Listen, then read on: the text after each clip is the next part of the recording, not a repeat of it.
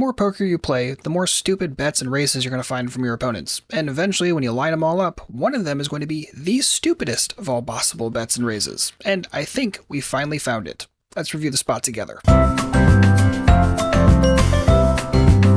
Good morning, how are we doing today? My name is James Sweeney, aka SplitSuit. Welcome back to another video. Without further ado, let's jump right into this one. This is from a 1-2 vlog session over in Orange City, and let's get started with this hand. So in this one, we are under the gun, look down at King 10 suited, decide to open it to 6 or 3 big blinds because we're playing 1-2, and this might look a little bit loose, but it is definitely acceptable, and the 3BB open does tend to do okay in this room. Unfortunately, in this exact specific hand, it ends up getting called by exactly everybody?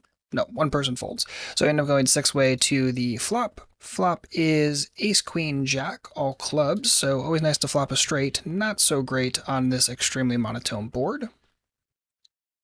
Decide to continuation bet for 15, a little under half pot. Get called by middle position, called by the big blind as well. End up going 3-way to the turn, which is a queen of hearts. Big blind goes all in for 25 total, and I decide to call. So truthfully, this is a pretty awkward situation, mostly because the stack sizes compared to the pot size right this moment. So once we call like we did here, we are giving our opponent an extremely good price, a little better than 5-1 pot odds, and obviously they're getting a decent price at that point with things like flush draws or club plus pair, that kind of stuff. So it's not really that attractive from that point of view, but by the other token, if we decide to raise in this situation, what number are we going to raise to where we are giving our opponent less of a good price, but also don't completely jam ourselves in the foot if we end up getting shoved on? Because we could very realistically be against made flushes right this moment, maybe a couple of full houses. I'm not putting a tremendous amount of that in there, but it's always a possibility. So because of that, what number would we even raise to, right? If you raise to something like 75 and you get shoved on, kind of in a weird spot where you don't really want to fold, but you're getting a great price, and that kind of sucks. And obviously, if you choose an even larger size for your raise right this moment, kind of the exact same thing. You're getting a better and better price when you're facing a shove, and you are going to face a shove a very non-0% of the time in this spot.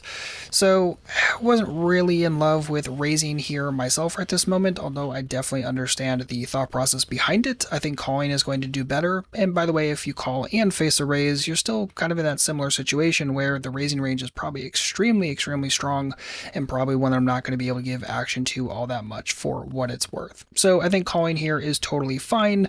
I understand the thought process behind raising, but I think calling will do better in this exact spot. So continuing on with the hand, middle position puts in the call as well. So we have a main pot. River is the 8 of clubs, putting up that 4th club. I check, and middle position cuts out a $90 bet. And this is a candidate for possibly the worst bet ever when I show you villain's exact hand. So villain in this spot has queen 10, no club in it. So what the heck does this bet accomplish here? So if we think about our opponent's $90 bet in this situation, are any second best hands going to continue? I don't think so. I don't think that I'm randomly going to call here with ace-x no club. I don't think I'm calling with a worse queen. I don't think I'm calling with any worse silly goofball 2 pair. I don't really see anything second best continuing in this situation. Now, the conversation shouldn't end right there. You could also ask the question of, by betting queen 10, is he allowing me to possibly fold a better hand? Maybe if I have like a weak club or something like that, would I end up folding that to a $90 bet? That's certainly a possibility, but the issue here is that we have a cemented main pot, and you're firing 90 into a side pot of exactly $0. So again, there's really no upside potential on the side pot. And then on the main pot, are you really clearing out enough of my equity when I have like a theoretical club that somehow folds this $90 bet? Are you really doing anything there, at least in a meaningful way? Because the big blind could certainly have any sort of club X hand a decent chunk of the time. And again, like, if someone has a club, it's not doing anything. If someone doesn't have a club, you're not getting any extra value in any meaningful way here.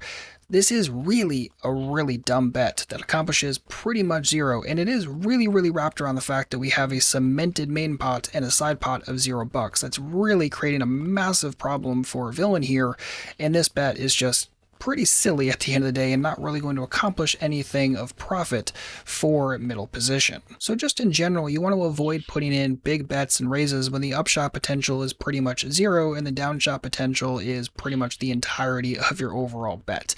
So this is a very, very stupid bet. And is it the absolute stupidest? Tough to say, but again, there's really not much upside potential. You're pretty much just throwing out $90 to get absolutely banged when I happen to have a club. You're probably not getting much fold equity just in general at 1-2, and because of that, all you're doing is turning your trips into a bluff with really, again, no upshot potential, and even less so with that $0 side pot. So this is a very, very stupid bet at the end of the day, and I hope you're also not making this mistake ever in your games. But that being said, let's finish up the rest of this hand. We end up finding that fold button. Big blind ends up showing 10-9 of spades. Thought for sure they were going to lose in this situation. They were very convinced of it.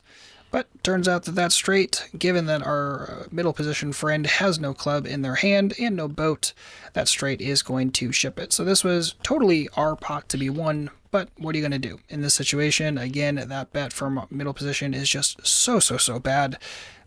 But, you know, it happened to work out for them in this exact moment, and sometimes bad decisions are going to work out for you in a moment. Doesn't necessarily mean they were any good at the end of the day, though, so keep that in mind. And keep in mind that just because middle position got me to fold a straight doesn't mean that it does anything for the main pot in this scenario, where again, the big blind can definitely show up with a club, a better queen, could show up with a boat, could show up with lots of different hands, so you're not really getting a tremendous amount of equity bump from middle position's bet when you're factoring in me folding, because again, big blind can still show up with plenty of better hands. Again, that $90 bet on the river does absolutely nothing. And for what it's worth, remember that this is just a single hand from vlog episode number 7.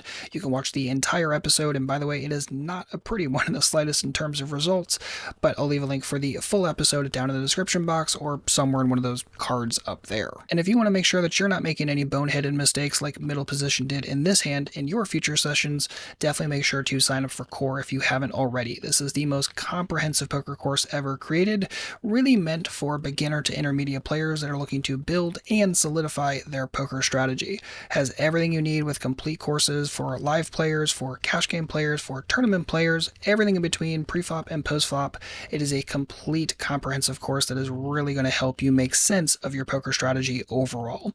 Again, you can check all of that out at redchippoker.com/core. Get started today. It's only $5 a week, and it will go a long way towards making your poker sessions way more profitable. So thank you so much for hanging out today. Hopefully you enjoyed. If you need anything at all, do not hesitate to let me know. Otherwise, as always, good luck out there and happy grinding.